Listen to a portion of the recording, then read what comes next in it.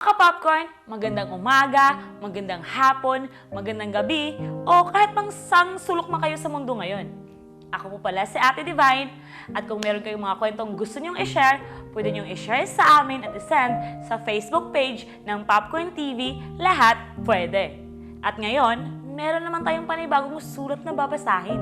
Halina't makinig at panuorin natin ang kwento ng kanyang buhay. Dear Ate Divine, kamusta po kayo? Sana po ay nasa magandang mood po kayo habang binabasa itong liham ko.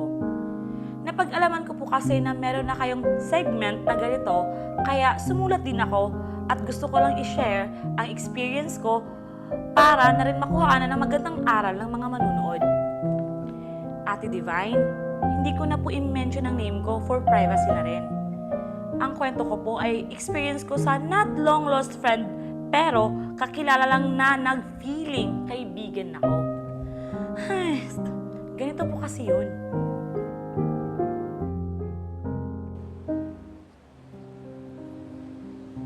Uy, Kane, kamusta ka na? Oo nga pala, sa meat shop ka pa rin ba nag-work? Uy, kumusta na din? Oo, doon pa rin ako. Nga pala, Kane, baka pwede naman mag-order sa'yo ng Wagyu beef. Ilang kilo ba gusto mo? Kahit 3 kilo lang sana. Paborito kasi ng hobby ko yun eh. Ipagluluto ko lang sana siya ng special Wagyu beef. Oh, sige. Sige, message kita bukas para pick upin mo na lang sa bahay. Ako, friend, salamat ha. Bayaran ko na lang pag pick up ko. Sige. Maraming salamat. O, diba, Ate Divine? Maayos pa usapan namin dyan, ha?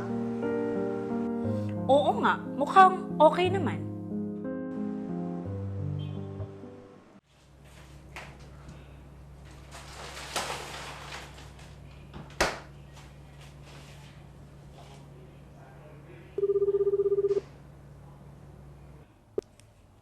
Hello? Joanne, nandito na yung order mo. Pwede mo nang pick upin.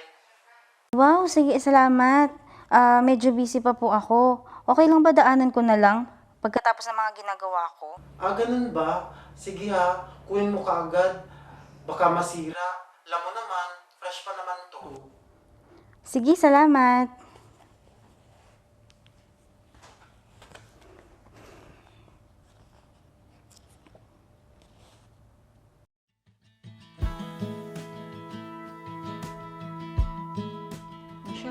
Cheers. Ito puro pulutan eh.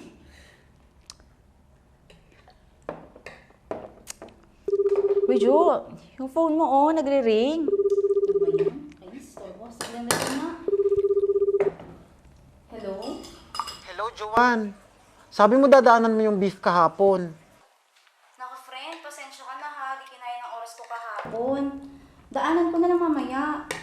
Okay, sure. Pero may lakad ako mamaya, ha? Pero antayin muna kita. Yeah, sure. Nga pala, magkano nga pala yun? Para i-ready ko na yung pambayad ko sa'yo. Okay, sige. 200 dirham yun. Mahal nga yun eh. Pero binigay ko sa'yo yung employee discount. Naku, friend. Sige, salamat ha. Tara na, tuloy na. Cheers! Hindi mo naman tinagay yung kanina. Daya mo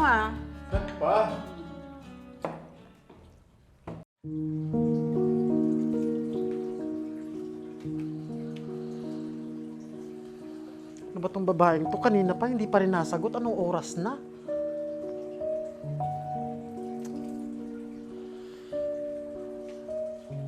May lakad pa ako. Ano ba naman to? Di na ako nakaalis. Wala pa rin siya. Tapos, di naman nasagot.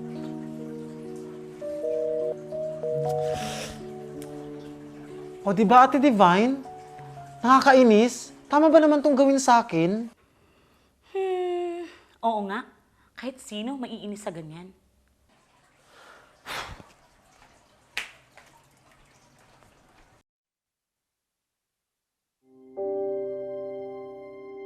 Hoy, Juan! Anong nangyari sa'yo kagabi? Sabi ko naman sa'yo na may lakad ako. Hindi na tuloy ako nakapunta sa appointment ko. Kakaantay sa'yo. Tapos hindi ka pa sumasagot sa telepono mo. Naku, friend. Pasensya ka na ha. Nalasing at nakatulog kasi ako. Ano? Nalasing at nakatulog ka?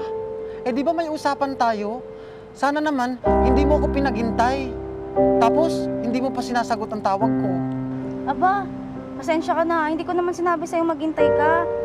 Pero pasensya ka na, hindi ko na yun kukunin. Kasi 3 days na yon, hindi na yun masarap iluto. Ano? Ikaw naman ang may kasalanan kung bakit inabot ng 3 days yun na. At saka, sinabihan kita kaagad na okay na yung order mo. Eh, nabisi ako eh. Pasensya ka na, pero hindi ko na yun kukunin. Hindi na yun masarap iluto. O di ba, Ate Divine? May katigasin din ang mukha ng babaeng to. Hoy, Joanne, bad yan. Huwag kang ganyan. Eh, aanin ko pa naman po ba kasi na Ate Divine? Sira na kasi yun. Alam mo, may kagaspangan din yung ugali mo, no? Ikaw tong lumapit sa akin dahil sabi mo, gusto mo ng Wagyu at lumapit ka sa akin para magpabili. Tapos, ganyan ang gagawin mo? Ikaw ang may kasalanan kung bakit inabot ng ilang araw yun eh. Susunod, hindi ka na makakalapit sa akin. At wag mo na rin akong tatawaging friend dahil wala akong kaibigang katulad mo. Anyway, abuloy ko na lang yun sa'yo. Very wrong ka dyan, Joanne. Kalma ka lang, Kane. Ramdam ko galit mo. Pati ako, naiinis na rin sa kanya. Hayaan mo at may karma na rin yan sa kanya. Importante, nakilala mo siya kung anong klaseng tao siya. So ayun na nga ang kwento ko, Ate Divine. Ikaw na bahala sa kanya. Diyan ka na nga. Hoy, hoy, hoy! Teka lang, hindi pa ako tapos sa'yo. O, teka. Bakit po ako? Hindi naman po ako yung sumulat sa inyo ah. Oo nga, hindi ikaw. Pero, ininis mo ako eh. Kaya't hindi kita pakakawalan hanggat hindi kita nabibigyan ng advice. May nabasa akong quote na ganyan eh. Teka lang, babasahin ko para sa'yo para mas maintindihan mo. Huwag maging magaspang ang ugali at matutong maging responsable sa mga bagay na pinapakausap sa mga kaibigan. Baka dumating ang araw, maubusan ka ng kaibigan at wala ka ng malapitan. Sana matuto ka. Diyan ka na nga.